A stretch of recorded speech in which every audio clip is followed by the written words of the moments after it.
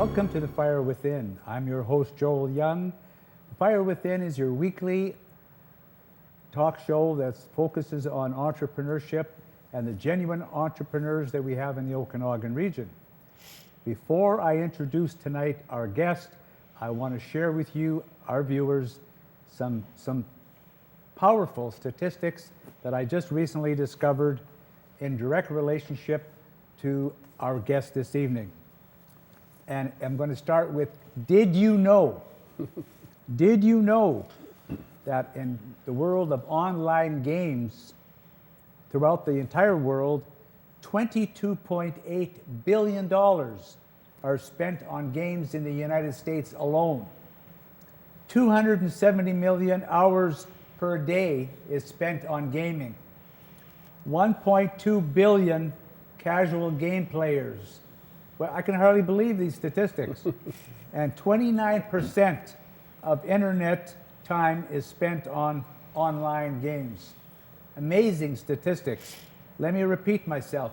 $22.8 billion spent on games in the United States alone. Never mind anywhere else in the world. Those statistics alone give me a level of excitement to introduce to you tonight my guest, Dwayne Lockwood, the founder and president of our guest company tonight, Hoopla.com. Dwayne, thank you for coming. Thank you, Joel. I'm looking forward to having you share with our viewers all the little intricacies about Hoopla. And I see you brought one of your colleagues at the company with you tonight. Perhaps you could introduce him to our viewers as well. Well, first and foremost, this is a good friend of mine. I've known Eric Epperson. Eric is our executive vice president at Hoopla, focuses on marketing and technology. And he is a good friend. I've known him for 4 years. We've done an amazing job of building an organization. We've toured together, and we've gotten to know each other quite well and still call each other friends, don't we? Yes. Thanks for having us, Joel. You're very welcome. Thank you so much. Can you now, I want to delve into a little bit about you first before we jump into Hoopla, because we're going to spend most of our time during the show talking about Hoopla. But how about sharing with your viewers a little bit of the background of Dwayne Lockwood? Okay, I'll do that. And just to set the record straight, I'm a co-founder. There were 5 of us that started the company, and I guess team building is where I want to talk about personally. I was born in Vancouver, raised in Kamloops, and again, there's quite a rivalry with Kelowna and Kamloops. And I love Kamloops, but my heart is here. I've lived here now since 1988. So I would say that I'm a local. Pioneer. A pioneer. Definitely a pioneer. But I grew up on a farm in Kamloops, and it was quite an experience. I guess the lessons I learned at a young age are that there's always work to be done if you want to work. And on a farm, especially when it's a hobby farm, my dad leased out alfalfa fields, and I don't know if you've ever changed irrigation pipes or... Yes, I have. And harvested alfalfa, the mosquitoes and the dust, and... I'm not a farm... I'm from Saskatchewan, I'm not a farm boy, but I've milked my share of cows. True story. Well, I have too. True story. And farm life is amazing because it teaches you a couple of things. Number one is you do always have work available to you, and if you do the work, you'll have better results on the farm. Secondly, you have to learn to deal with adversity, because every day you wake up, Mother Nature could have played a cruel trick on you and knocked the hayfields down. Predators could have taken down one of your prize animals and taken away a part of your livelihood. I have a favorite, excuse me for interrupting you, I have a favorite word that I use with my own wife, who is a farm girl from Saskatchewan, and my favorite word that I tell her when I want to love talk with her, I said, honey, you're so resourceful. Absolutely amazing.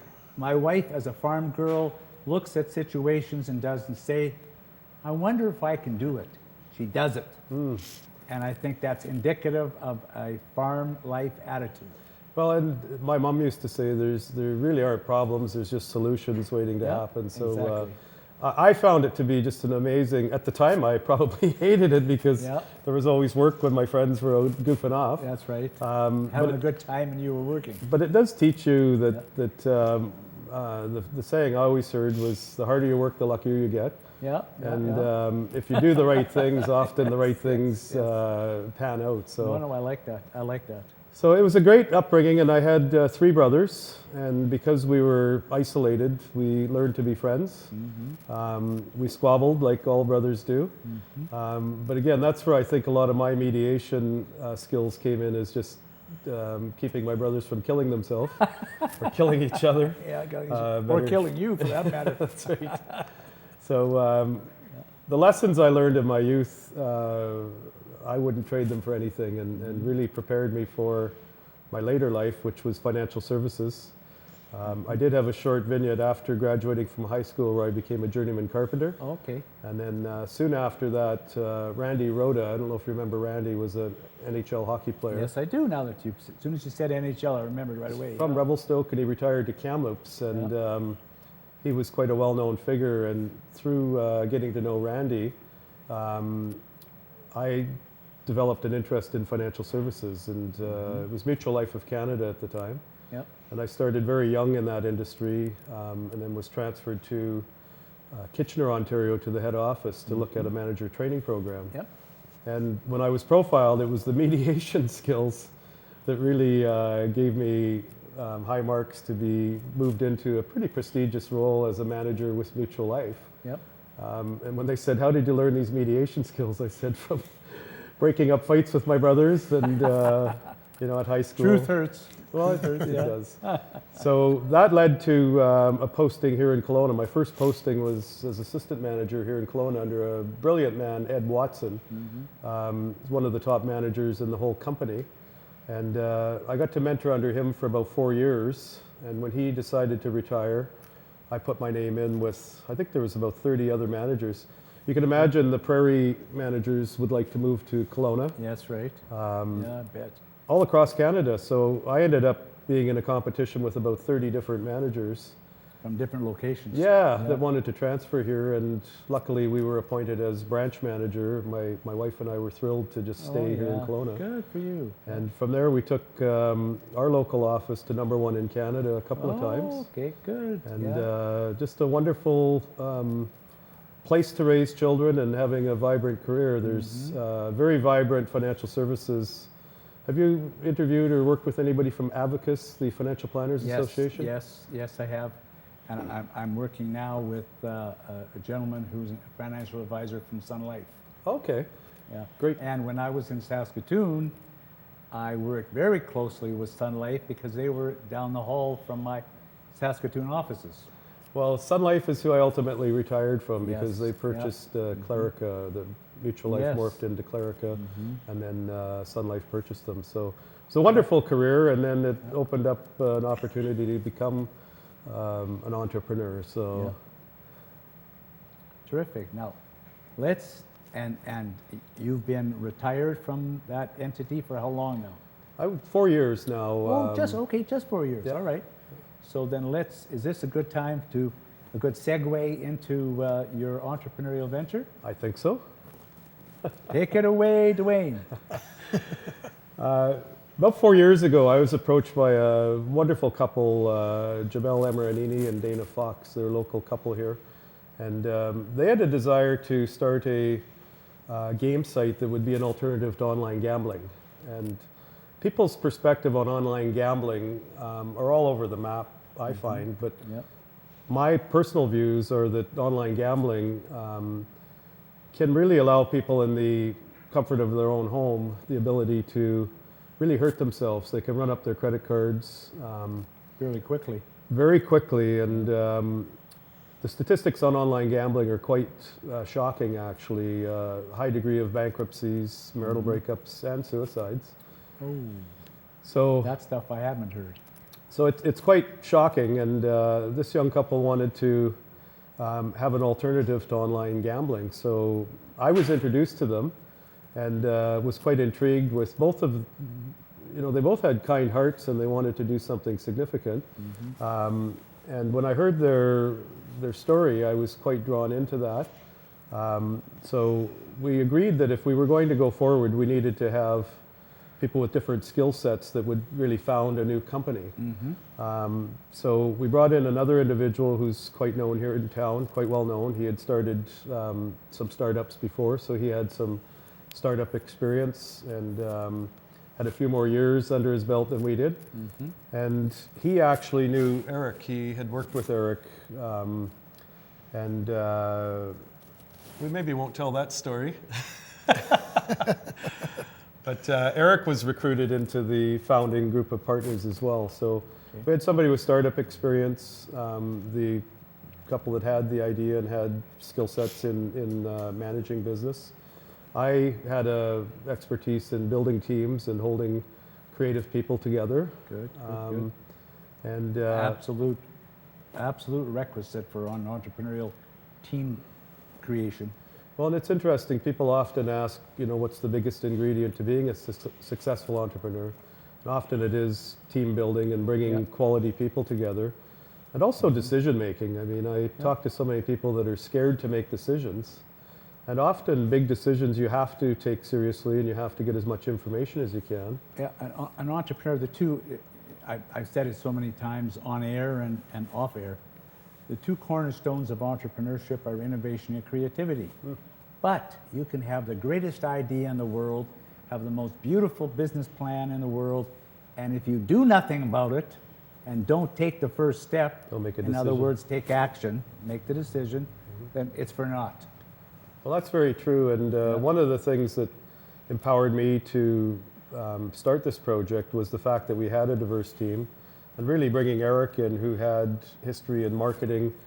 Again, you can build a website, but if you can't market it effectively and bring the people, then you don't have the result that you really want. And after getting together and really talking about starting a game site, we collectively agreed that we should widen the scope of games, so all casual games, arcade games, word and puzzle games, strategy games. And have you followed some of the new developments on how positive it is to play online games, word and puzzle games, No, etc.? I confess, Dwayne, I have not. Eric, do you want to maybe speak to that issue? Simply, excuse me for interrupting you. Yeah. Simply stated, you're going to make me apologize now in front of our viewers. I'm not a gamer. I'm not a gamer. Don't apologize. That's not a bad thing. I just. You're not one of the stats that we No, talked about here. no. Okay. Well, there's studies that prove that it improves cognitive abilities, makes people happier, makes you live longer. Yeah. There's- You're kidding me. You should start playing right now. Yeah, there you go. Before I go home or after.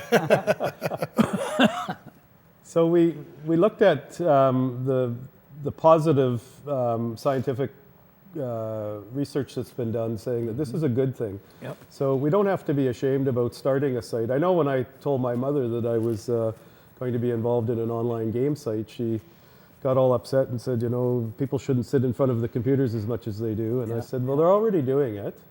And we're going to add a couple of elements to build our community. You talked about the stats, Joel. There's literally hundreds of millions of people playing casual games in the world. Yep. And we felt that if we could have a good variety of games, but then have some hooks to build our community, the first one being sweepstakes prizing, which is, like Tim Hortons roll up the rim. There's no I took note of that.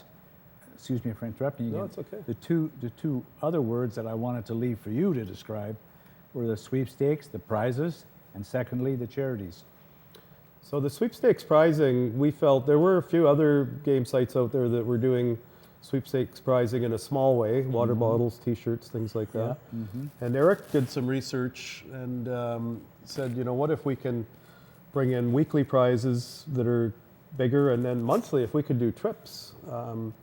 So if somebody's going to play Sudoku, why not play on a site where they could win a trip? Absolutely, absolutely. So that's a really good hook to bring people across. The second one, though, was one that the whole team, once we really debated and talked about, could we bring a philanthropic value into this company? It would do a couple of things. Number one, it would make us all probably more committed and more resilient to the roller coaster ride of starting up a new company if we're really pursuing a philanthropic value in the company. And secondly, it would validate what a lot of people perceive as a social time waster. Yes. So people that play 2 or 3 hours a day online could be branded by friends or their community as time wasters. Well, now they know that every second that they spend playing games on Hoopla, it goes towards a good cause. Yes. Yes. Bingo. Yeah, there you go. So if we can validate that, the community is quite tight and they talk within friends and peer groups, and by saying that you can actually validate your chosen recreation by gaming for good, which is the slogan that we've really latched onto, and playing it forward and doing something significant. So when we brought in the philanthropic element, it just really felt comfortable for the whole team. And secondly, started to really bring the outside interest at a much higher level. So when people hear it's a company that wants to help, and again, we're certainly not isolated in that. There's so many good companies today that are really starting to realize the need for corporations to support their community and charities. I don't think churches and government can do the whole job anymore. And I don't either, Dwayne. I don't either. so I think if companies, and we're in a wonderful position because we're a new company, and 3.5 years ago when we started this process, we just said right in the tenets and in the governing factors of our company, of Hoopla, is that we're going to give money right off the top. So one of the first expenses we'll pay is to the charities and foundations and causes that we're going to support. So we vet our causes very, very carefully. I can't help. May I interject for a moment now? Sure. You've touched on charities. Perhaps you can now, at this point in our visit tonight, on the show tonight, talk a little bit about how a typical process is undertaken to reach out, to build a community, and at the same time contribute to charities. So when I say contribute to the communities, I mean give benefits in terms of prizes, because those, correct me if I'm wrong, if I've misinterpreted, the two cornerstones or two cornerstones of Hoopla is the ability of a free online gaming site to give prizes and to make contributions to selected charities. Correct. Am I fairly accurate? Am I understanding? Well, it's all cause related. Yeah, okay. So instead of just making monetary donations to charities, we actually fund individual causes that are associated with the charities. Okay. So like right now we have ones that range from, helping people get hearing aids to building a school in Africa. Are you familiar with Kickstarter.com? Yes, I am. So imagine Kickstarter.com for charities, but there's no cost to the end user. Yep. So our users play games online, they earn a virtual currency, and then they can choose which cause they donate their virtual currency to. Yeah, perfect. So once that cause reaches its allotted amount, Yeah. we fund the cause. Okay. Basically helping change lives through gaming. It's amazing. It is. I like that. It leaves a nice taste in people's mouths because, respectfully speaking, not everyone in the world has love to put forward about gaming. Correct. Because gaming, in some way, shape, or form, has had a bad name. And I, in reading your literature and understanding a little bit about Hoopla in my research, I think a big major focus of Hoopla is to give a pleasant, solid, beneficial experience to the gamer that's using it. 100%. Good. And the interesting thing, you talked about the community getting prizes as well.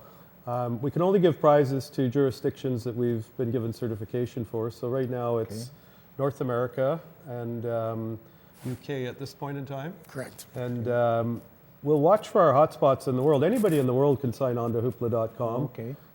play games for free, but to win the prizes, the daily, weekly, and monthly prizes, they have to be in sanctioned jurisdictions. So when they sign on and they put in their country of residence or where they live, it will tell them whether they're eligible for prizing or not. Okay. And so to come on and get your ballots for the prizes, you just have to do a spin to win. And we found in our beta testing research that quite a few people came on just to do spin to wins. But that's okay with us because if enough people are doing that, Joel, we're still generating ad revenues because we have the banner ads, we have pre-roll ads. Yep. And if we resonate with the whole community of sweepstakers. Yep. They might not be gamers, but they're still generating revenues, and a Yes. percentage of that will go to the charities. So we're trying to cast as wide a net as we can. Yep. And as we see hotspots in the world where there's IP addresses coming on in Asia or in South America, then we'll start to look at Localization. yeah, and also Is it very complicated? Excuse me. Is it very complicated for a country to sign on? Not at all. Not at all. Not Okay. at all. So do you? The reason I asked that question is my corollary is going to be a logical follow-up. Does Hoopla proactively seek other nations or other jurisdictions to sign on? You know, it's all relevant to the amount of gaming population that's in those countries. Okay. So, you know, North America has the largest casual gaming population. So that's when we, you know, obviously got the approval to have the sweepstakes prizes here, Okay. as well as in the United Kingdom. So Okay. as we identify the different markets, we'll move forward with getting the approval in those different markets. Okay. Okay. and there's a whole debate on translation and languages as well. Yeah. I went up to Bottega to the it's a wonderful presentation by the three founders of Club Penguin. Yep. They talked about that issue of, you know, when do you do a language translation? And in today's world, it almost seems that people that have PCs or that have the technology, they Yeah. want to learn some English. Yeah. Yeah. And, you know, they're communicating sometimes in service regions that are in another language, they're communicating in English. So That's right. That's correct. I think as the world is changing, we will have to really change with it and see whether we do language translations early or we hold off for a while. Okay, Dwayne, excuse me, please. I want to share something with our viewers before we go on. I want to let the viewers know tonight that no, ladies and gentlemen, Dwayne and I are brothers. The mere fact that we both have purple sweaters on tonight was pure irony and nothing more, nothing less.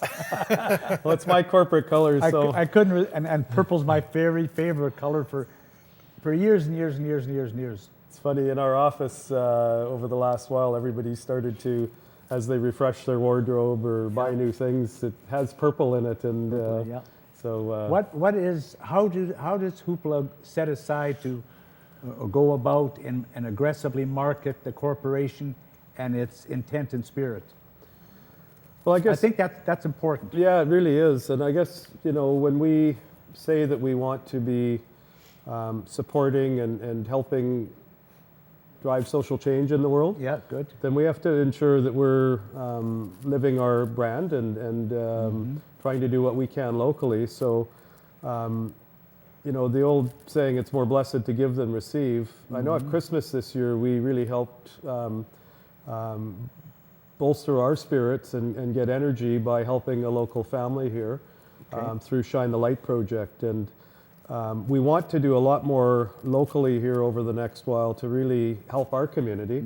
A lot of our charities, I think we have 11 contracted right now, Yeah. and there's about 5 that are in the final stages of contracting. Oh, good. And there's some big ones. I mean, we have some very large charities, and we've got some smaller ones that we Yep. want to give focus And I'm going to suggest to you that that's an ongoing process. absolutely. 100%.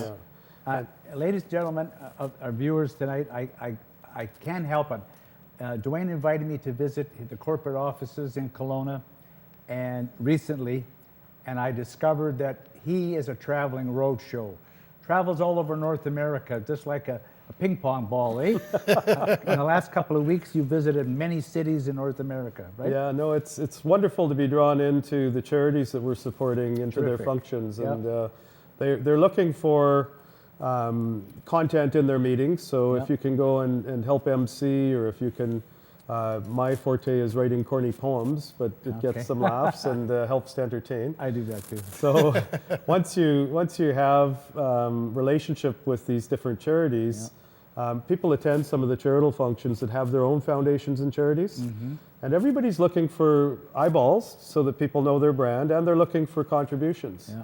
And if Hoopla can get to the stage that we're pretty comfortable that we can get to, we will actually be funding quite a few large charities Okay. And they won't have to press their forehead to the floor to beg for money. terrific. They'll have a constant source of funding from the games that are being played. We're just about running out of time. Where did the time go? Wow. I can hardly believe it. I'm sitting here talking with you. So, how do our viewers connect themselves to Hoopla? For two reasons. To learn about Hoopla and all its intricacies, and secondly, to be able to access the free online games. Well, it's simple. You just go to hoopla.com.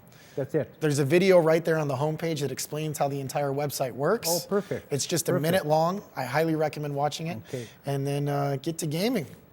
Hoopla.com, ladies and gentlemen. And we will be bringing in mobile technology in the summer. Okay. Right now, we're really looking for the sweet spot. We have 2 world entities that we've teamed up with, so it's PC and Mac based right now, Okay. and moving to mobile. So Okay, gentlemen, Dwayne, Eric, thank you so much for sharing with us tonight. I look forward to hearing more and more about Hoopla in the future. go Hoopla, go! Thank you. Take care. There we go. Well, that's it for Fire Within for another week. We'll see you very soon. Thank you for tuning in. Good night.